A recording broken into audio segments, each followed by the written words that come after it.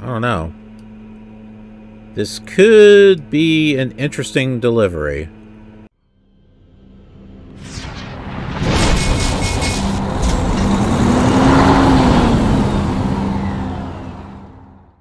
Hello, truckers, drivers, and adventurers. I am the Killer Awesome Trucker. And we're here at the Albuquerque Swift Terminal.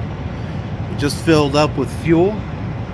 And we've got a T-call from here that will take us into Phoenix, Arizona, where I'll be doing LCQT, yay, but I'll also be doing a 34-hour reset and taking a little bit of home time as well. I'm dropping my trailer and this is a piece of frickin' junk. What the heck? Kind of. Look how big this thing is. Look how big that is. Can you see it? It's wobbly.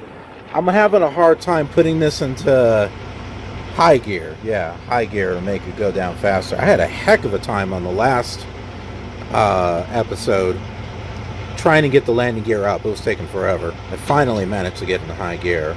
I'm still trying to do it here. Wonderful trailers. I mean, seriously, look at this crap. Really? This really is duct tape. Remember how the other times that we saw duct tape, but it really wasn't duct tape. It was like a really sticky silver type of tape. This really is duct tape. Swifty Swift duct tape in their hazardous material side. I don't know, Swifty Swift. So it looks like the drop appointment is going to be tomorrow between 6 and 12:30. It's not quite in the middle of Phoenix, but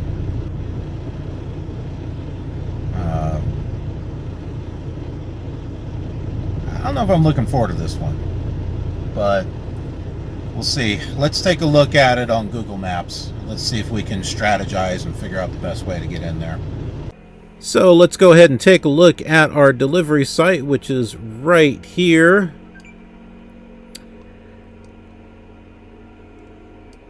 Looks to me that we'll just be coming in and coming in right here. It looks like there's a gate or something right there. This is kind of a sharp turn. So when coming down this way, either we're going to be coming down south and making a left turn, which will give us plenty of room to make that turn, or we'll need to, if we're coming from the south, we need to kind of move over here to the opposite lane and then turn in. So a couple of good reasons why it's good just to look at this before you get there, so that way you've got a game plan. And as far as where we're backing up, it looks like we got plenty of room here. But I don't know if we're going to have room to do a side. We would have to come in and turn around, maybe come back here. I don't know. It might be easier just to pull straight in and then blindside our way back in. It might be easier just to do that. And yeah, so there's 3 docks right here. Let's take a look at this in 3D mode here.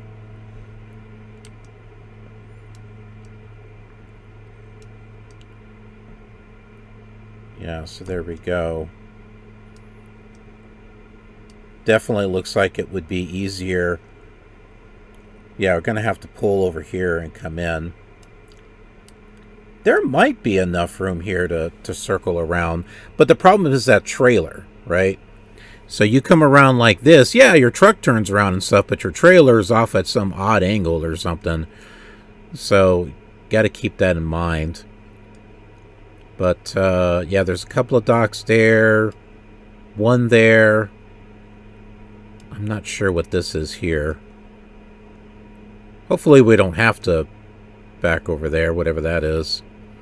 Let's take a look at Street View. See what we got.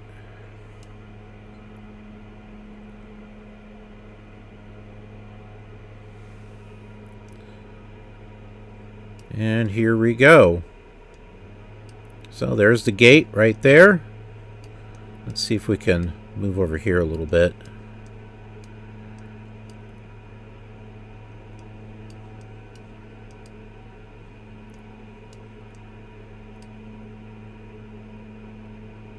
Okay. Yeah, so you see what I'm saying, where try going in here and turning around when there's other trucks. You're not going to be able to do it. So the only thing I can see you doing is pulling in and, you know, blindsiding your way in. So might have to use my backup camera in addition to get out and look. And shoot. I sure hope it's not that one way back there. I don't know how in the heck we're going to be able to do that. Because it's not like you can come in and turn around. Guess we'd have to back out or something. I don't know.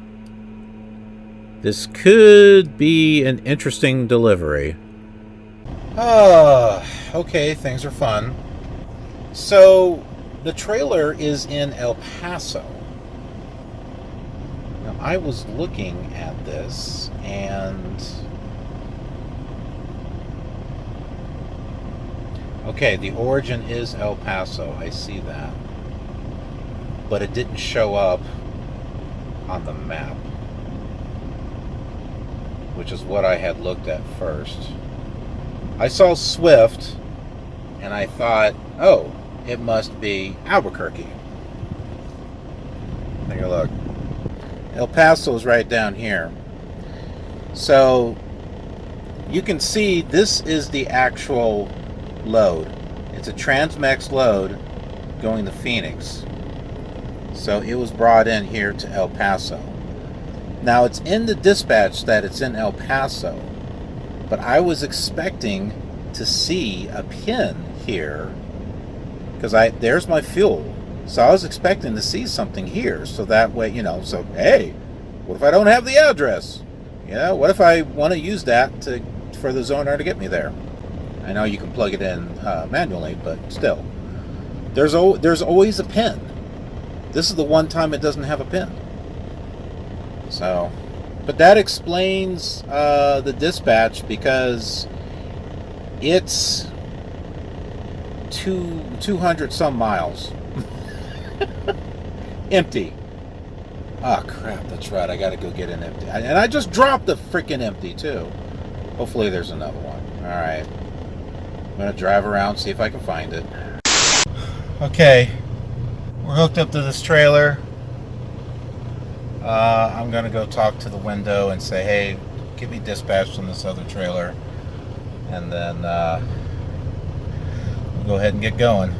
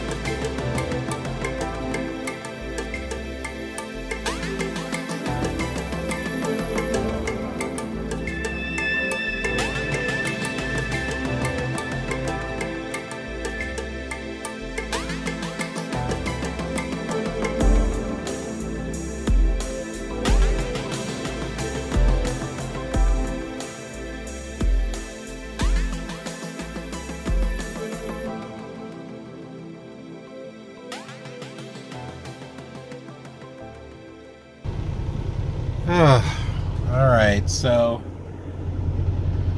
I need to take a little bit of break. My eyes were just kind of like, yeah. So I need to get out and look at something else.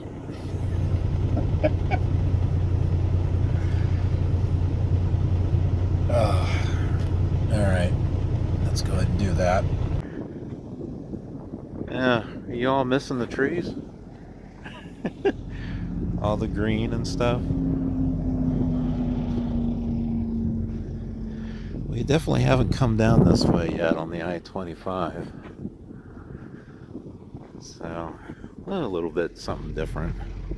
Get some points of interest here. Here's the 25. Got Cabala Lake State Park, Fort Thorne, Lake Valley Ghost Town. That sounds like a place we should go visit.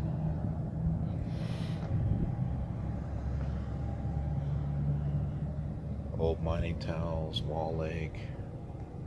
There's a place on here that is not listed, but if you take the 60, US Route 60, there is a town called Pie Town. There's like 2 restaurants. They're like pie restaurants, and like every year they have like a pie contest. I haven't been there yet, but I've been wanting to go. I've been wanting to go. Got some more stuff over here. Oh, wait a minute, is this it? This has got the 60 on it. No, yeah, it doesn't say. I have been here though. The telescope. This is neat. So if you ever come around the US 60, go check out the thing with the telescope. That's kind of cool. Alamo Band, Navajo Tribe? Is that, do they like play music or something? Oh, that's interesting. I love Indian music. You know, the tribe music. Oh, I love that. It sounds really cool. I love it. Wildlife Refuge, San Antonio, Fort Craig. There's supposedly something on the other side here. Fort Craig Rest Area.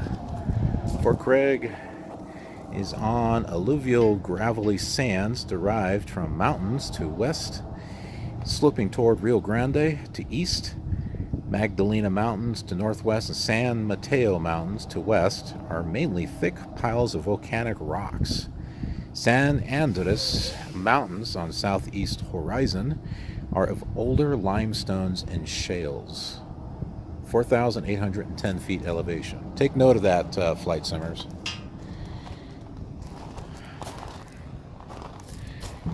Let's see, Paraje de Cristobal. The mountain range seen along the east bank of the Rio Grande is named after Father Cristobal de Salazar of the 1598 Juan de Onate, I think, expedition. The northern edge of the 21-mile range is said to resemble the profile of the Good Friar. This paraje, or encampment, was a place of rest for caravans on the Camino Real as they entered or exited the Jornada de Muerto. Okay, it's Spanish, okay, so you don't say jornada. It's Jornada. All right, he's pronounced that with like an H. Oh, so yeah, what did I say?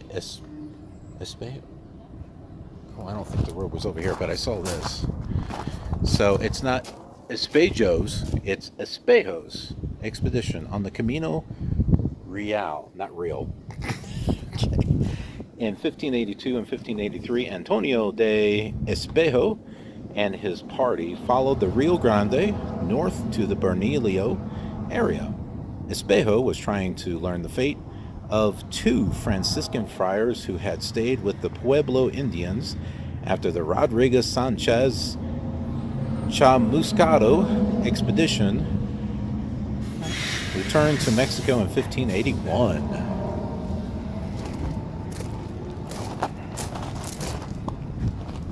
Cool.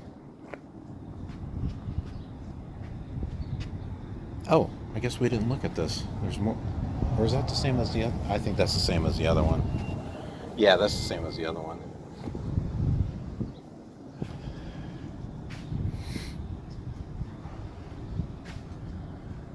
Yeah.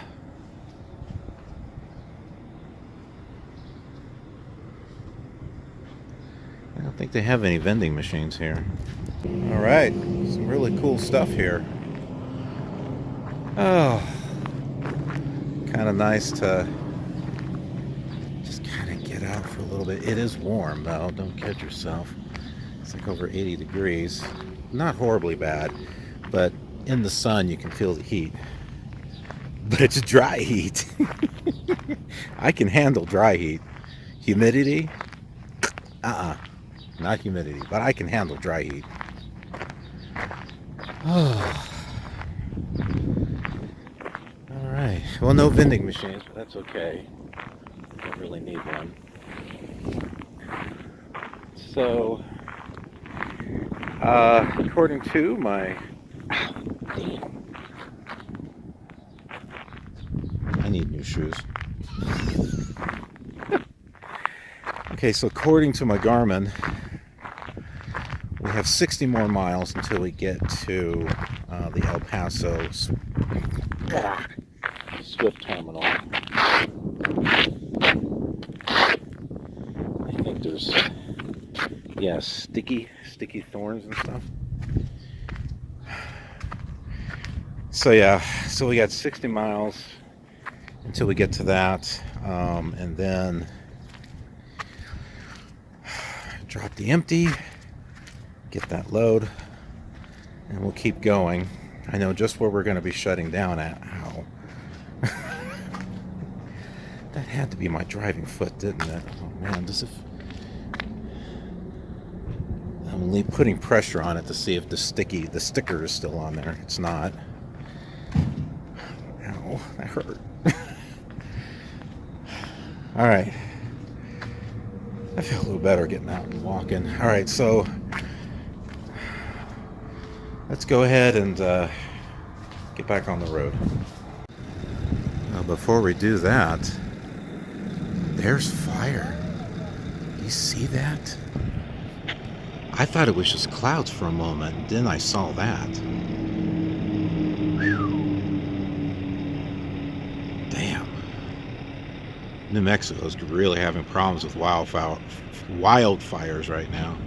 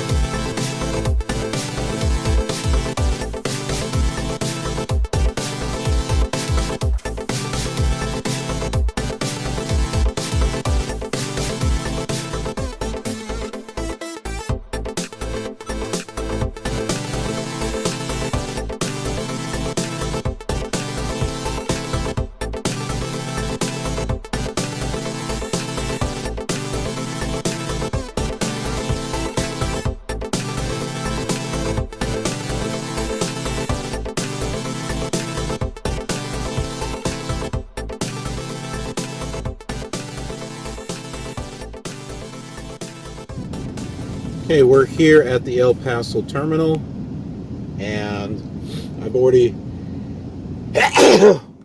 my allergies. Now that I'm back on the west with all the dirt and stuff, my allergies are starting to act up again. So I've already dropped my empty. I'm hooked up to the loaded one. The paperwork's in Spanish. I do know some Spanish. However, I can't find the bill of lading anywhere on it. I can't find the weight. I can't find how many pieces there are. The pieces, I mean, I can't do my L call. I can't do the loaded call. Now, the weight's no big deal. I can just go to a truck stop and get it weighed. That way I can make sure, because I don't know what the total weight is. I mean, it could be under 34,000. It might be over 34,000. I don't know. I noticed that the tandems are not at the 40 foot.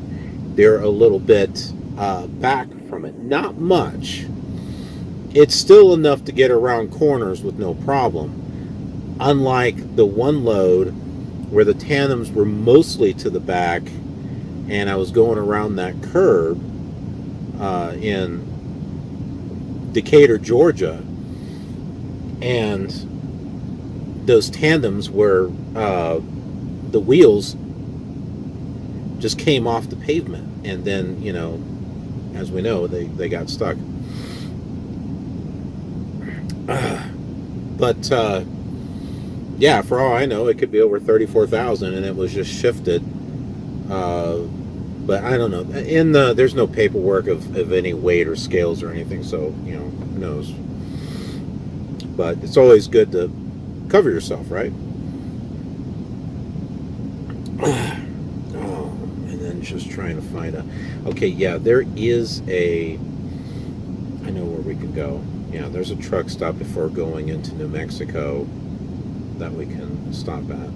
We've done it before for like our fuel stop, so I can go there, and hopefully parking isn't crap. But if it is, it's not like Yuma, so we'll be able to go around to the fuel island and just pull up, park, and then go in and pay for it.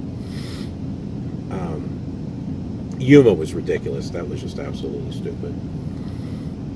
But yeah, I mean, the paperwork's in Spanish. I can't find anything that looks like a bill of lading number.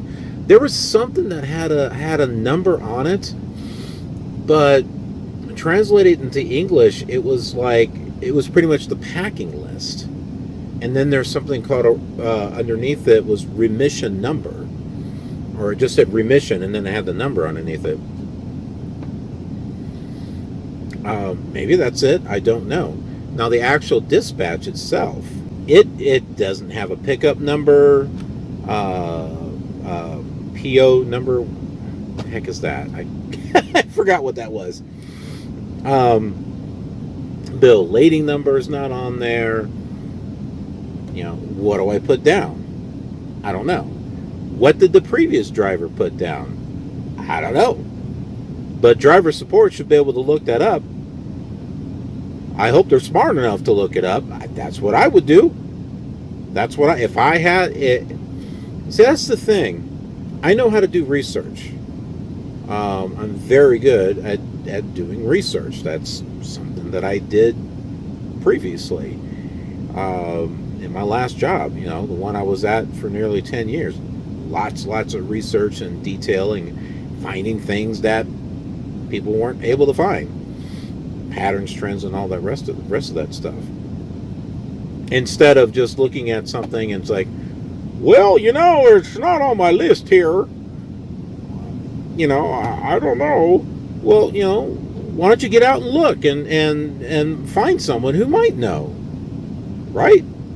That's what I would do. That's what I'm doing right now. I don't know what the bill of lading number is. What resources do I have? Not much. So I sent a free form stating, hey, I can't do the L call. I don't have the bill of lading number, the weight, or the pieces. So hopefully they will provide that. Because I'm not going to go anywhere until that L call is done. Because I want to make sure I get paid for this load. I'm not doing this load for free. And I sure hope I get paid for the last one.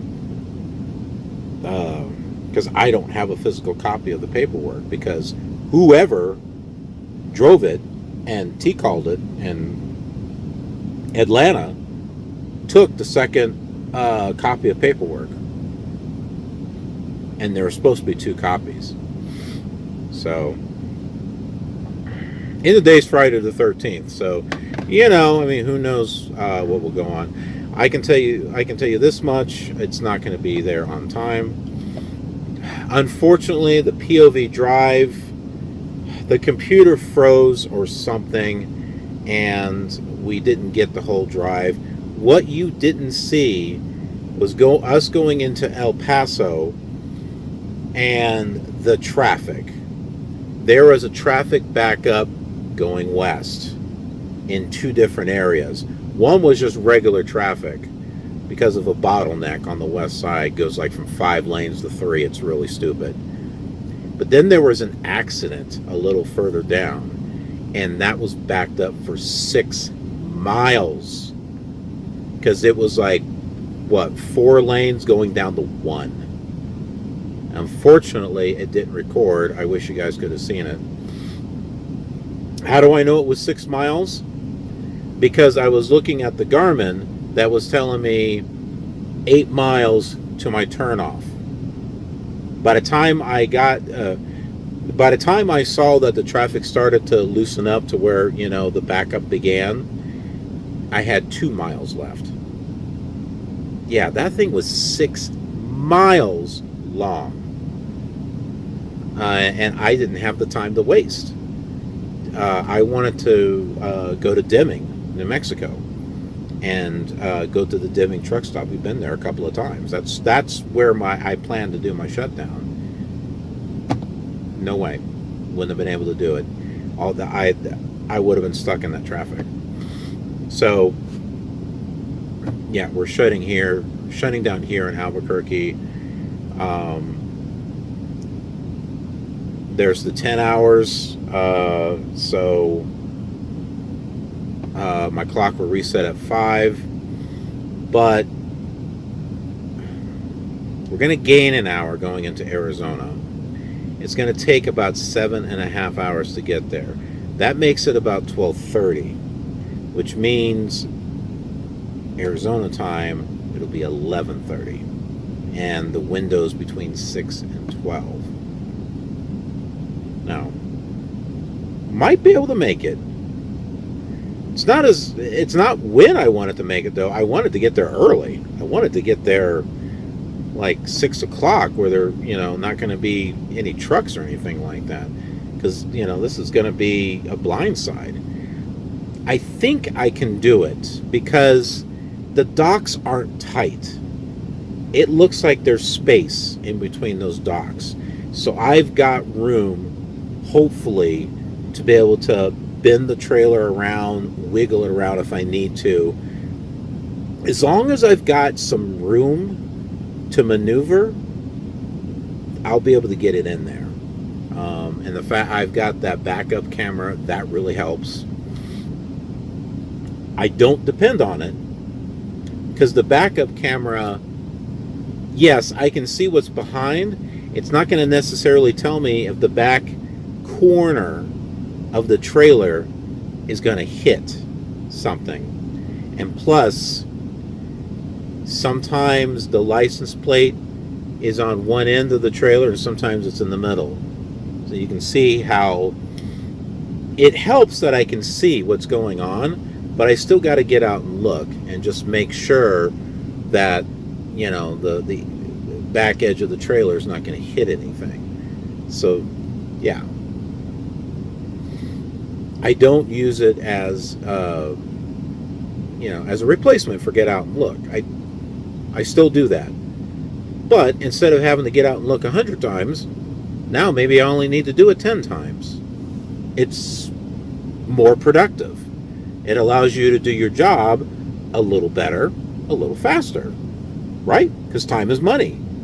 I mean, if you're sitting there going out and getting out and look 100 times and it's taking you 45 minutes to get it in there,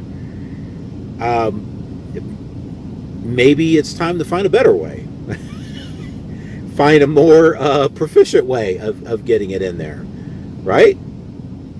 Because if you're wasting a lot of time trying to get it in there, because you have to get out and look 100 times, you're not making that money, right?